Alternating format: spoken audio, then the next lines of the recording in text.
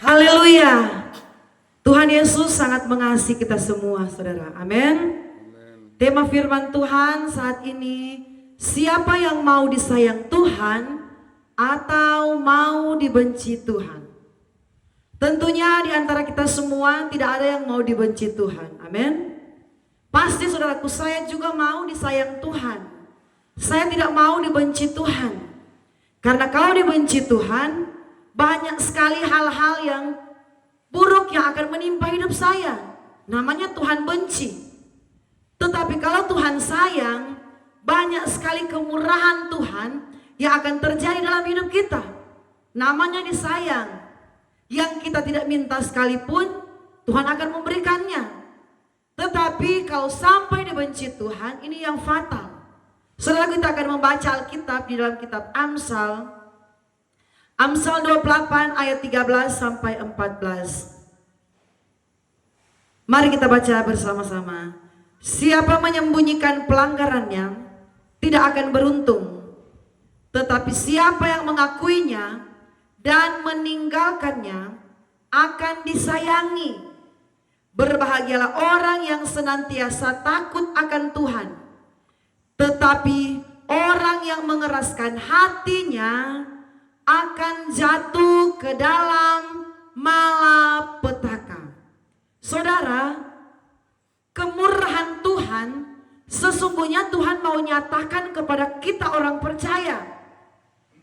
Kebaikannya yang besar, sesungguhnya Tuhan mau curahkan kepada setiap orang yang percaya kepadanya. Tetapi ternyata di sini ada satu hal yang Tuhan inginkan untuk kita lakukan, saudaraku. Hal apa itu yang ingin Tuhan kita lakukan kepada Tuhan? Yaitu mengakui kesalahan dan mengakui pelanggaran kita. Amin. Saudaraku, kita harus menyadari sebagai manusia, banyak kali kita menyakiti hati Tuhan. Baik kita sengaja atau tidak sengaja, pasti ada banyak kali kita menyakiti hati Tuhan. Anak kami, saudaraku, yang masih kecil, kalau dia berbuat salah, kami selalu didik kepada dia. Yabes tidak, mama dan papa tidak mau kasih pinjam HP lagi. Soalnya tadi Yabes disuruh lama-lama baru kerja. Saudaraku, apa yang terjadi? Dia sudah tahu kalau kami sudah bilang seperti itu, maksud kami atau keinginan kami orang tua, dia harus datang minta maaf. Anak ini kami sudah latih, kalau dia berbuat yang kami suruh dia tidak kerja, saudaraku, ada kesalahan yang dia lakukan, kami selalu latih supaya dia belajar untuk minta maaf, supaya dia tahu dia itu salah, saudaraku. Ada hukuman yang kami berikan, tidak boleh main HP lagi ya, karena ada suruh kamu lama-lama untuk kerjakan apa yang papa suruh kamu lama-lama. Jadi dia sudah tahu, kalau papanya sudah mulai bilang tidak kasih HP, dia datang kepada saya, supaya saya bantu dia datang minta maaf sama papanya. Saudaraku, kembali lagi kepada firman Tuhan. Tuhan mau kita mengakui segala pelanggaran kita. Tuhan mau kita belajar mengakui kesalahan kita, saudaraku. Karena di hadapan Tuhan tidak ada yang tersembunyi, saudaraku. Tidak ada yang tersembunyi di hadapan Tuhan. Setiap pelanggaran kita, setiap apapun yang kita lakukan, semuanya jelas di hadapan Tuhan. Tidak ada satupun pelanggaran kita yang tidak diketahui oleh Tuhan. Sebab itu Tuhan mau, ayat Alkitab yang kita baca tadi, saudaraku, ayat 13, siapa menyembunyikan pelanggaran tidak akan beruntung, tetapi siapa mengakuinya dan meninggalkannya akan disayangi. Saudaraku, kalau anak kami sudah datang dan meminta maaf, dia sudah tahu dia salah, kami tidak jadi kasih hukuman. Iya, ini main sudah HP, gue nonton, kamu nonton YouTube saja. Kami kasih, saudaraku, karena kami sudah melihat, kami sudah mengajari dia untuk datang mengakui kesalahannya. Saudaraku, ternyata Tuhan yang kita sembah itu Tuhan yang simple sebenarnya. Amin. Bukan Tuhan yang ribet-ribet. Cuma Tuhan mau ketika kita melakukan satu kesalahan, kita belajar untuk mengakuinya, dan firman berkata, bukan sampai di mengakui saja, tetapi kita tinggalkan, saudaraku. Mari buka hati untuk Tuhan. Jangan kita berlarut-larut di dalam dosa. Jangan kita tenggelam, apalagi sudah tenggelam, saudaraku, di dalam pelanggaran. Karena pelanggaran itu, saudaraku, akibatnya sangat fatal. Apapun pelanggaran itu, akibatnya akibat yang fatal, saudaraku. Tuhan berkata, kalau kita menyembunyikan pelanggaran, kita tidak akan beruntung. Orang yang tidak beruntung berarti orang yang tidak akan mengalami keberhasilan. Amin. Orang kalau dikatakan tidak beruntung, pasti dia akan menemukan kegagalan.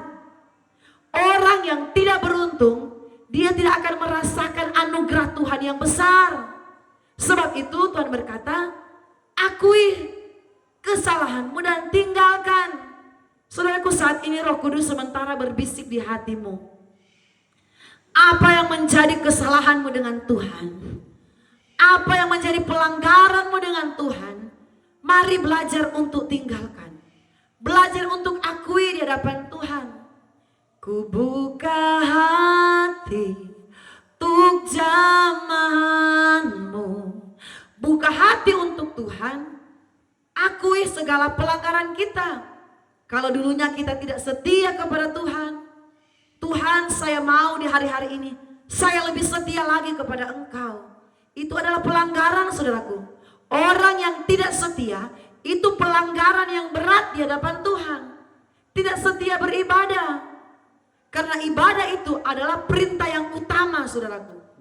Perintah yang utama yang Yesus ajarkan, yang Tuhan ajarkan, yaitu beribadah. Alkitab dimulai dengan satu perintah dalam kitab Keluaran 23 ayat 25. Beribadahlah kepada Tuhan Allahmu. Saudaraku, perintah beribadah adalah perintah yang utama. Banyak kali orang Kristen tidak mengakui kesalahannya lewat malas beribadah. Saudaraku, malas beribadah itu kesalahan yang klasik. Banyak orang Kristen lakukan setiap minggu. Banyak orang Kristen lakukan setiap saat. Banyak, saudaraku. Dia lalaikan jam-jam ibadah dengan Tuhan. Belum lagi kesalahan yang lain. Tetapi minimal kesalahan yang gampang orang Kristen perbuat yaitu lalai beribadah. Ayat firman Tuhan berkata, terkutuklah orang yang tidak mengasihi Tuhan. Orang yang tidak mengasihi Tuhan adalah orang yang lalai beribadah. Saudaraku, tidak lama lagi kita akan masuk di tahun yang baru. Rahmat Tuhan, kasih Tuhan begitu besar sudah kita alami, saudaraku. Kalau saudara masih hidup sampai hari ini, itu kemurahan Tuhan yang besar. Jangan saudara lupa, jangan kita anggap karena kita rajin berolahraga, kita masih sehat kuat. Tidak, saudaraku. Jangan kita berkata, oh karena saya diet, jago atur pola makan, jadi saya masih kuat. Kalau saudara masih ada sampai hari ini, itu adalah kesempatan untuk kita beroleh keselamatan. Ayat Alkitab berkata, anggaplah kesabaran Allah sebagai satu kesempatan untuk kita beroleh selamat. Saudara, Tuhan yang kita sembah itu Tuhan yang luar biasa. Sabarnya panjang sekali. Sampai-sampai karena Tuhan punya panjang terlalu, Tuhan punya sabar itu terlalu panjang, orang Kristen banyak kali tidak setia dengan Tuhan. Karena belum ditegur Tuhan.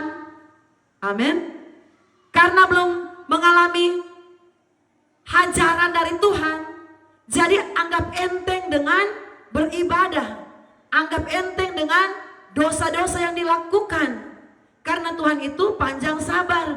Tetapi ingat, saudaraku, Tuhan punya kesabaran itu ada batasnya juga. Ada waktu Tuhan bilang, ini kamu ini memang sudah tidak bisa. Tuhan perpanjangkan lagi, Tuhan punya waktu dan kesempatan. Sudah saatnya Tuhan harus hajar. Saudaraku, kalau Tuhan hajar, sedangkan Tuhan cuma mau tek sedikit, kita sudah tidak berdaya. Apalagi kalau kita dihajar Tuhan. Tetapi memang seperti itu. Tuhan berkata lewat firman, orang yang kukasihi, ia kutegur dan kuhajar. Jadi kalau masih berbicara teguran, yaitu lewat firman. Hamba Tuhan berkhotbah firman Tuhan. Dengar firman Tuhan untuk menegur kita. Tetapi kalau kita tidak mau ditegur dengan firman Tuhan, pendeta berfirman tidak ada perubahan, tinggal Tuhan yang hajar. Saudara yang diberkati oleh Tuhan, mari saudaraku memasuki tahun yang tidak lama, kita sudah ada di akhir bulan November ini. Sedikit lagi kita sudah berada di hadapan mata tahun yang baru. Sudah banyak waktu yang kita habiskan untuk kesenangan kita, bersantai, tidak mencari Tuhan, merasa tidak butuh Tuhan. Banyak orang Kristen yang merasa hebat, tidak butuh Tuhan. Dia kerja, dia beraktivitas, tidak berdoa pun tidak apa-apa, tidak butuh Tuhan. Tetapi hati-hati saudaraku, saat ini kesempatan Tuhan masih berikan, kesabaran Tuhan masih anugerahkan bagi kita orang percaya. Tetapi ada satu saat kesabaran Tuhan ada batasnya. Kalau kita tidak taat dengan firman, kalau tidak mau berubah, tidak mau dididik dengan firman, Tuhan akan didik dengan cara Tuhan. Saudara yang diberkati oleh Tuhan, kitab Amsal 28 tadi berkata, siapa menyembunyikan pelanggaran tidak akan beruntung, tetapi siapa mengakuinya dan meninggalkannya akan disayangi. Ayat 14, berbahagialah orang yang senantiasa takut akan Tuhan, tetapi orang yang mengeraskan hatinya akan jatuh ke dalam malapetaka. Saya katakan tadi, kalau kita tetap mengeraskan hati, kita tidak peduli dengan firman yang sudah menegur kita, firman yang sudah menasihati kita, jangan salahkan siapa-siapa kalau kita mengalami malapetaka. Kita mengalami kecelakaan. Orang itu kalau dia susah untuk diatur, Tuhan yang akan atur, saudaraku. Jangan heran kalau ada sesuatu yang dahsyat yang terjadi atas hidup orang itu, karena tidak mau diatur dengan firman Tuhan. Firman berkata, tidak akan beruntung, tetapi orang yang senantiasa takut akan Allah berbahagia. Memang hidup takut akan Allah itu, hidup takut akan Tuhan itu tidak boleh kalau jarang-jarang. Minggu ini beribadah, minggu depan tidak, minggu ini beribadah. Tuhan berkata senantiasa. Senantiasa berarti setiap saat kita melakukan yang namanya hidup takut akan Tuhan. Amin, saudaraku. Senantiasa, setiap saat kita belajar untuk taat akan firman Tuhan. Setiap saat kita belajar untuk taat, buka hati, tidak mengeraskan hati ketika firman Tuhan datang menegur kita. Saudaraku, sudah saatnya kita mulai tinggalkan dosa kita. Di tahun yang lama, di tahun yang sekarang ini 2024, tinggalkan kalau ada dosa yang masih saudara sembunyikan. Tinggalkan, minta pengampunan Tuhan, supaya rahmatnya yang besar, kasihnya yang besar, itu kita alami di tahun yang akan datang, saudaraku. Jangan sampai Tuhan berkata, oh kamu ini sudah diingatkan lewat firman Tuhan, tidak ada perubahan, hidupmu sampai saja di tahun 2024. Kamu tidak akan masuk lagi di 2025. Siapa di antara kita yang tidak mau masuk di 2025? Apakah kita tidak mau masuk 2025? Apakah kita sudah bosan hidup? Apakah kita sudah mau menghadap Tuhan? Saudara yang diberkati Tuhan, rahmat Tuhan itu besar, kebaikan Tuhan itu teramat besar. Tapi jangan kita anggap enteng ketika firman Tuhan datang. Berubah, kembali hidup takut akan Tuhan. Kalau dahulu engkau rajin beribadah, sudah mulai drop, sudah mulai menurun, bangkitkan kembali lagi cintamu kepada Tuhan. Kalau dulu sebenarnya engkau dipakai Tuhan dalam pelayanan, sekarang kamu sudah mulai menghilang, sudah tidak muncul gereja apalagi pelayanan. Bangkitkan dulu apa yang pernah ada dalam dirimu. Bangkitkan sekarang, saudaraku. Bangkitkan apa yang pernah ada dalam dirimu, kesetiaanmu, kasihmu kepada Tuhan. Jangan sampai Tuhan berkata, kamu sudah kehilangan kasih yang mula-mula. Jangan sampai kita kehilangan kasih yang mula-mula. Kita meninggalkan hidup kita yang dulunya takut akan Tuhan. Kita sudah hidup masuk kepada dosa.